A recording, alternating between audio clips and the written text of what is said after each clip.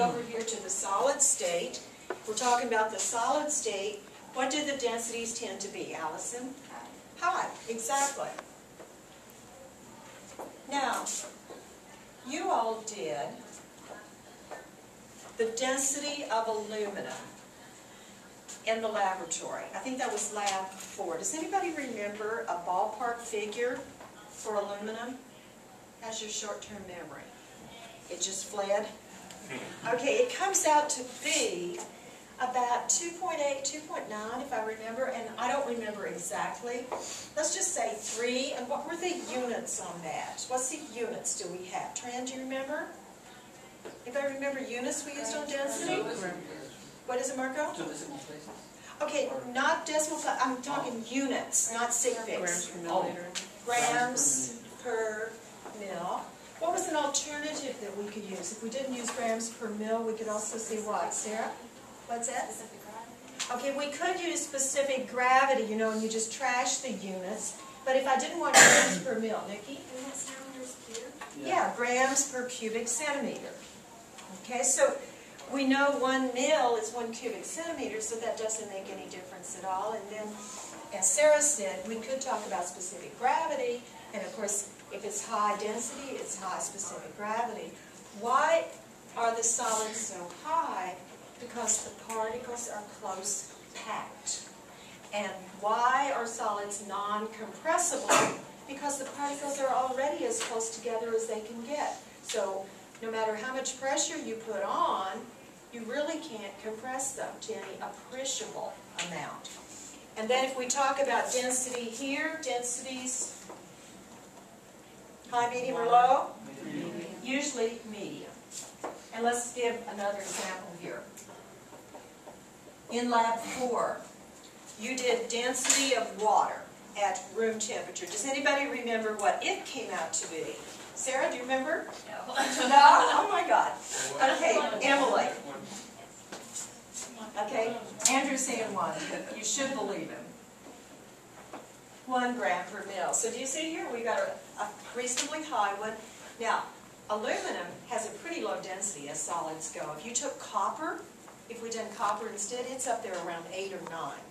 And so most metals, and that's why we use aluminum for airplanes and so forth, because it's not that dense. I mean, strong, but not that dense. You want something strong, but lightweight. And then, if we take the density of air, now, granted, air is a mixture, and it differs from place to place, and it differed in a very bad way in Texas City the last couple of days when they had a power shutdown and some gases escaped, and I understand it was some hydrogen sulfide, at least by how the eyewitnesses described it, the rotten egg odor, hydrogen sulfide, which is interesting because that's more toxic than carbon monoxide. But it doesn't get the bad press that carbon monoxide does. But hydrogen sulfide is dangerous stuff. But the only good part is you can smell it at such a small parts per million that it's not enough to usually hurt you. When you smell it and then you quit smelling it, that's when it's dangerous. It's gotten high enough to overwhelm your senses. And so that's when it can really hurt you. But air is approximately 1,000th of a gram per milliliter. And you don't need to know these numbers. This just kind of illustrates high, medium, and low. Now, some characteristics that are going to be more important for us in this chapter. Motion. Okay, what do we believe about motion of these particles? Now, I want to stress, I'm changing the level on which we're speaking. These 2 characteristics were for the sample as a whole, the entire thing. This characteristic is, we're down talking about the individual particles. So what do we believe? A great deal of particle motion. A fantastic amount of molecular motion. In fact, there is a section in your chapter later in the book And I wish they brought it up sooner, because I think you understand gas behavior better if you get this up front. It's called the kinetic theory of gases, meaning tremendous amount of motion. So if my two fists are particles in the gaseous state, what do we think they're doing? Tremendous amount of straight line motion, chaotic. If they bounce into each other, we believe they bounce back with essentially perfectly elastic collisions, meaning they don't lose energy, they just hit and go. Or if they hit the side of the container, they hit it and they bounce back. So a tremendous amount of motion. Okay, now, how could we prove that? Because we can't see the actual gas molecules. Let's say I'm going to do this hypothetical experiment. I got a cylinder here of hydrogen sulfide gas, and we know it smells like rotten eggs. It's hypothetical because I don't want to kill you all, nor myself. But if I crank it open, you all don't smell it until it gets to your nose. You inhale it, and it reacts physiologically with your body. Okay, so we do this experiment. I'd crank it open. As soon as you smell it, you raise your hand. Or maybe if there's enough of it, you fall out of your seat, killed by it. Okay, so you raise your hand. And these folks up front are going to raise their hand just immediately, instantaneously, and probably in way less than a minute, Nikki in the back and Russell in the back are going to be raising their hands too.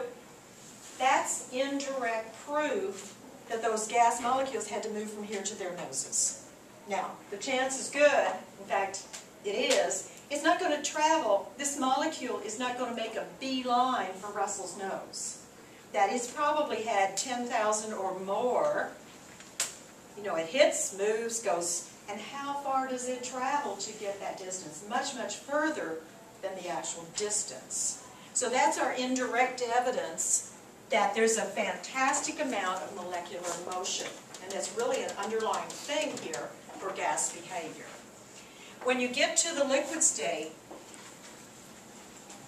we have limited motion. So, if I take my two fists, and now we say these two are in the liquid state, what do we believe they're doing, even though we can't see them? Like this beaker has water in it. I don't see that moving around, and I'm not going to stir it to show it moving around, but yet we believe that those molecules are always moving in there. And here's what we think. You're in the liquid state, rolling and tumbling. So you have some motion, but it's not that frantic motion that we have in the gaseous state. Now, how could we show that? How could we show that? So like one drop of red. Pardon? Brittany? Like a drop of like red dye. Yeah, or what I have here happens to be blue dye. Okay, so what we could do is if I very carefully just put a little blue dye in there, and I want my whole solution to be blue, if we're patient enough, do you see how that's not just dropping to the bottom, but it's starting to move out through there? Okay, that's indirect proof that the dye that went in is being bombarded by this rolling and tumbling of the water, and of course it's doing the same. And if we're patient enough to wait till break time, I bet money on that whole thing is going to be a homogeneous blue solution. So that's indirect proof of rolling and tumbling there. And I know that's hard for you in the back to see, but Andrew can give us a testimonial here. Now, we get over here to solid state. Very limited motion. Okay, now, my fists are in the solid state. What do we believe they're doing? A tiny, tiny bit of vibration. And so you go from gas to liquid to this little tiny bit of vibration. So very limited motion. The experiment they did, and I think they described it in chapter 1, they took two metals, and let's just say for discussion it was silver and copper. They took two metals, strapped them together, and waited 8 years.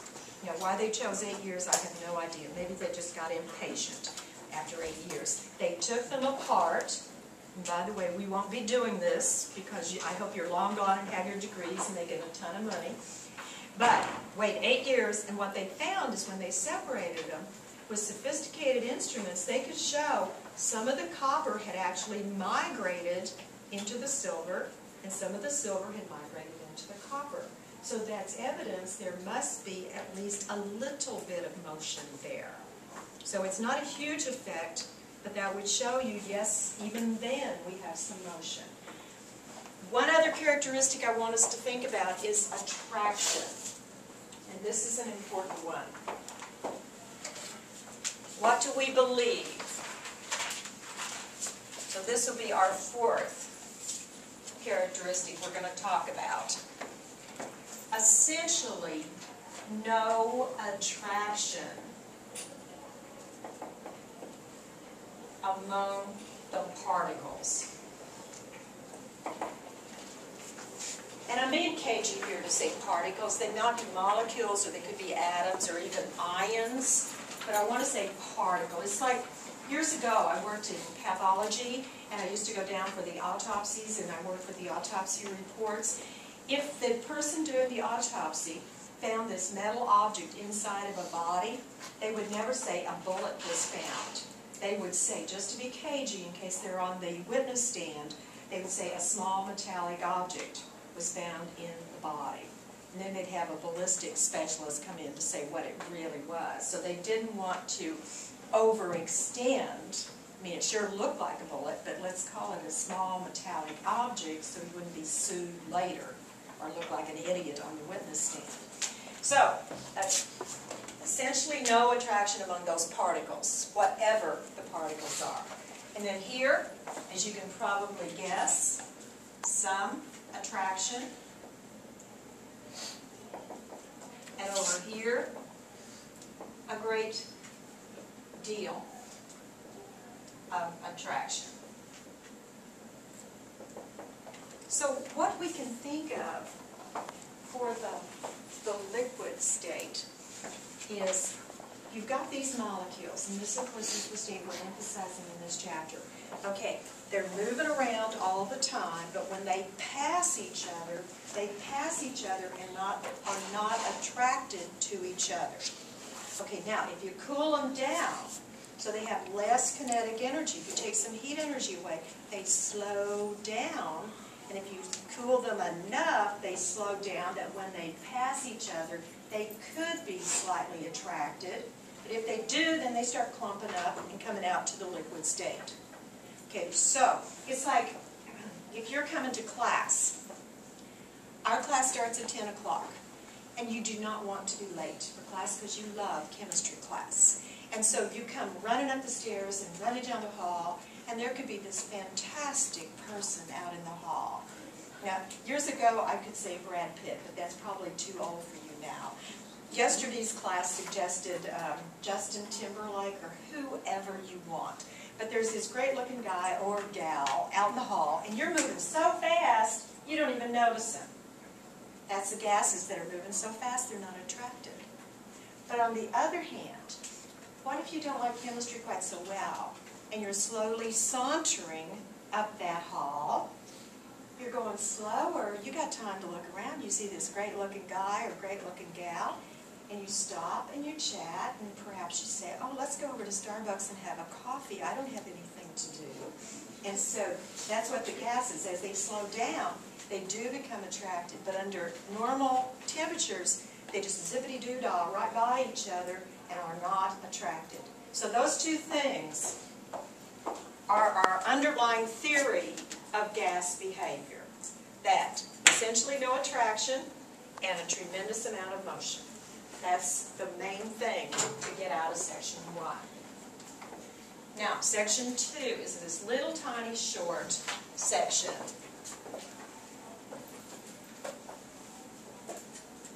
on our atmosphere. Just because the gases that we are most used to, of course, the air around us, and about 80% of the air around us is nitrogen. Is that monatomic or diatomic? Diatomic, good. So 80% of what we're breathing in is nitrogen, N2. And about 20% of what we're breathing in is oxygen. And you know my question, monatomic or diatomic? Diatomic. But there's also going to be a trace of CO2, because that's what we're breathing out. So there's always going to be some carbon dioxide in our air around us. What's kind of interesting is any air sample you take, no matter where you are, supposedly, there's always a trace of argon, which is real interesting because that's one of the noble gases. In fact, that's why they had so much trouble at first figuring out what the atomic weight of nitrogen in the air was, because all of the air they were testing was contaminated with a little bit of argon, which is just a bit heavier. So a trace of argon, and then yesterday, if you were in Texas City, there would be other nasty contaminants, hydrogen sulfide and so forth. So this is the basic makeup though, 80% nitrogen, 20% oxygen. So that is section 2. Now, to get into more important stuff, when you're talking about gases, there are 4 variables that we want to think about for the gas. And when we start thinking later this morning about gas laws, 4 variables. Okay, one of them is volume. When you're doing the gas law stuff, sometimes you need it in liters, or sometimes milliliters are just fine for volume. Either one. There's one equation that has got to be liters, but usually you can use either one. A second one here, we talk about the temperature of a gas, because we know gases change a lot with temperature changes, and for the gas laws to be correct, it's got to be measured in Kelvin, which is just capital K here. Now, let me take you back. Something you heard in chapter 1. And this is what's interesting. Even though your final is comprehensive, so much of this you heard it in chapter 1 or 2, and here you hear it again and again, like grams to moles, moles to grams, that kind of thing. Okay, in chapter 1 we talked about temperature scales, and this is what you heard back then. These are thermometers. Somebody had the great idea, let's build a thermometer. And it was a sealed up glass tube, and they put mercury in it because as you heat mercury it expands, and so they could build a scale. So they stuck this thermometer they designed down in ice water and said, let's call it 0. And then they stuck it in boiling water on a normal day at sea level. It was actually, I think it was done in Italy, so they were at sea level. And they set that at 100. And that was originally called the centigrade scale, centi meaning 100. And so each degree was 100th of the distance between freezing and boiling for water. Okay, so that was degrees Celsius. However, later on, they discovered that the lowest temperature you could go to is minus 273 Celsius. Well, somebody has a clever idea. If that's the lowest temperature, and that is the temperature where, in theory, all molecular motion ceases, even that little tiny bit of vibration for the solids, or if you could keep a gas in the gaseous state down to 0, in theory it would have a 0 volume. And that's done by extrapolating graphs. So the lowest temperature you could come up with is minus 273 Celsius. Well, hey, why not make a new temperature scale? If that's the lowest temperature, call it 0. This is sometimes called the absolute scale or the Kelvin scale. Set it at 0, and what does that do for you? It wipes out negative numbers. And you'll never arrive at 0, so it wipes out 0 also. Now this is not drawn to scale, but they kept their degree the same size. So it's easy to transfer from one to the other. So if you're 0 Celsius, you're 273 Kelvin. And if you're 100 here, there's 373 there.